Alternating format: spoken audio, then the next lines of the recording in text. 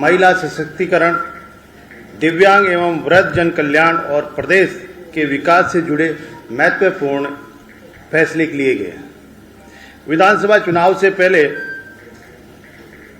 आपनो अग्रणीय राजस्थान संकल्प पत्र 2023 में हमने महिला सुरक्षा को प्राथमिकता देते हुए पुलिस बल में महिला की न्यूनतम 33% भर्ती सुनिश्चित की जाने का वादा किया था। इसी क्रम में राजस्थान पुलिस अधीनस्थ सेवा नियम 1989 में संशोधन के प्रस्ताव का आज मंत्रिमंडलीय बैठक में अनुमोदन किया गया।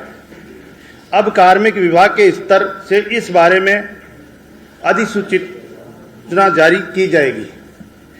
मुझे आपको ये बताते हुए अत्यंत खुशी है कि इस संशोधन के साथ हमारी सरकार के संकल्प पत्र 2023 में प्रदेशवासियों से किए गए एक एक वादे को पूरा कर दिया गया।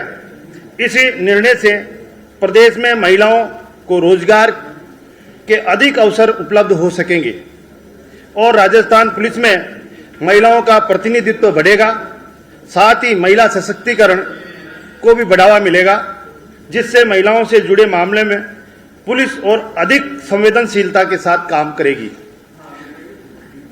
आज की बैठक में हमने राज्य सरकार के कार्मिकों के हित में और एक महत्वपूर्ण निर्णय लिया है।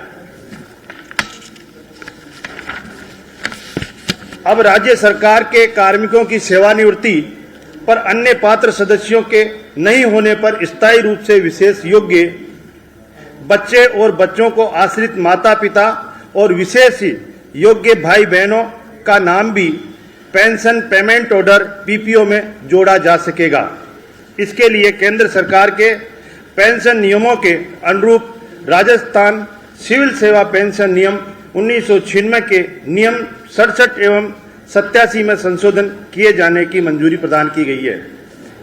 माननीय मुख्यमंत्री जी ने विधानसभा में राजस्थान विनियोग एवं वित्त विधेयक पर चर्चा के दौरान पेंशनों को राहत देते हुए 70 से 75 वर्ष के पेंशन एवं पारिवारिक पेंशन के लिए 5% अतिरिक्त भत्ता दिए जाने की घोषणा की थी। इस क्रम में राजस्थान सिविल सेवा पेंशन नियम 1996 के नियम 54B को प्राथमिकता दिए जाने की मंजूरी आज कैबिनेट में दी गई है।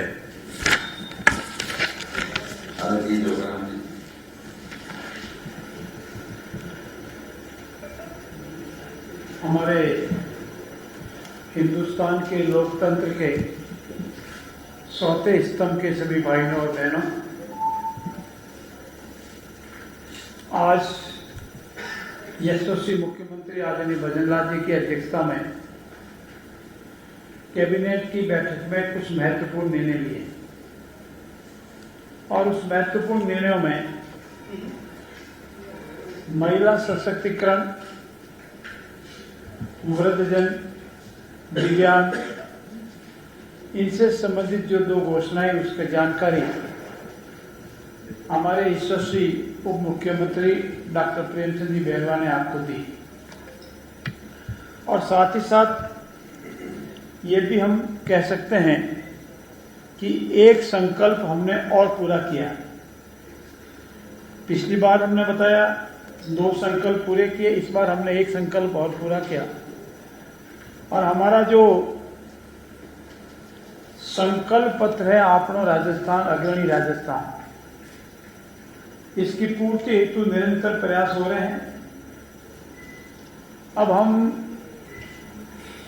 कुछ दिनों के बाद ये कह सकते हैं कि हमने करीब 50% संकल्प पूरे करने की ओर अग्रसर हो रहे हैं और आज के 2 संकल्प जो हमने पूरे किए हैं, जिसकी जानकारी आदरणीय प्रेमचंद जी ने आपको विस्तृत रूप से दी है, ये महिला सशक्तिकरण की ओर बढ़ते कदमों में एक और कदम है। हमारा संकल्प था कि पुलिस भर्ती में, पुलिस बल में महिलाओं को 33% हम आरक्षण देंगे और उसी को आगे बढ़ाते हुए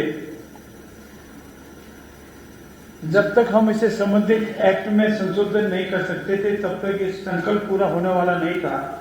इसीलिए आज राजस्थान पुलिस अधीनस्थ सेवा नियम 1989 में संशोधन किया है और पुलिस में भर्ती में 33% हमारे महिलाओं का आरक्षण रहेगा।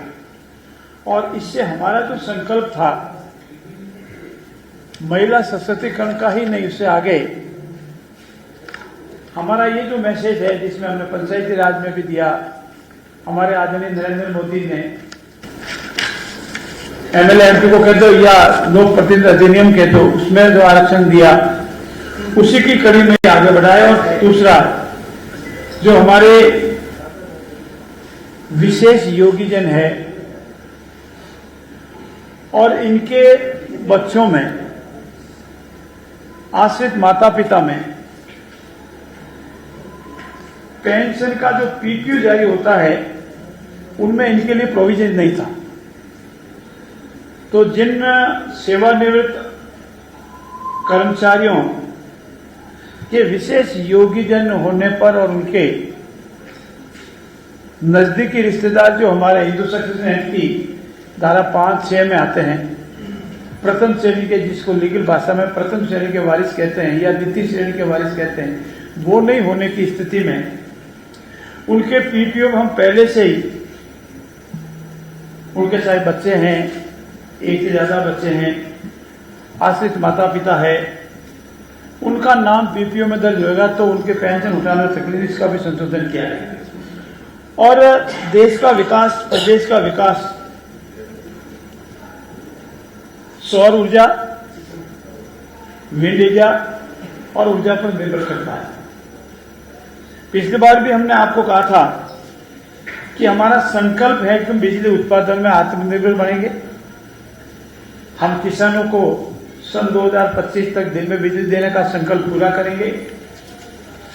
हमारे जो घरेलू उपभोक्ता है उनको 24 घंटे बिजली देने का संकल्प हम पूरा करेंगे। और हमारे जो उद्योगों में बिजली मिल रही है उसमें निरंतर निश्चित अवधि तक बिजली मिलती रहे, इसके भी प्रयास करेंगे। और इसी क्रम में आज हमने प्रदेश को बिजली में आत्मनिर्भर बनाने के लिए जो हमारा निरंतर प्रयास है उसकी 3,150 मेगावाट सौर ऊर्जा परियोजनाओं के लिए भूमि आवंटन की स्वीकृतियां हमने जारी कर दी। और इसमें क्रिस्टोलाइट टेक्नोलॉजी विद ट्रैकर होता है। एक ट्रैकर होता है कि जो आपकी प्लेट लगती है वो सूर्य की किरण की तरह इधर रहती है फिर इधर रहती है, एक किरण ट्रैकर घूमती है तो वो किरण के साथ साथ वो अपना